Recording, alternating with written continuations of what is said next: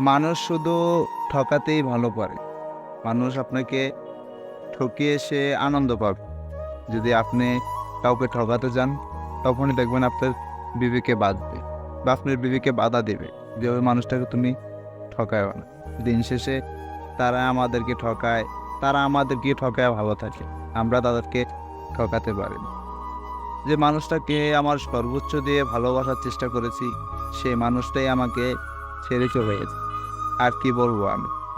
তুমি আমার কাছ থেকে আর কি জানতে চাও? আমি সেই মানুষটাকেও বিশ্বাস করেছি। যে মানুষটা আমাকে ছেড়ে গিয়েছে।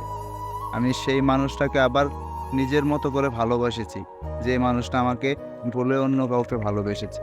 আমি সেটাকে তার ভুল ভেবে আমি তাকে আবার নতুন করে ভালোবাসার চেষ্টা করেছি। দিন শেষে সে আবার প্রমাণ করে দিল বেঈমান কখনো বিশ্বাসের যোগ্য হয় না। সে আমাকে ছেড়ে আবার অন্য কাউকে ভালোবেসে তার ভালোবাসায় মুগ্ধ হয়েছে।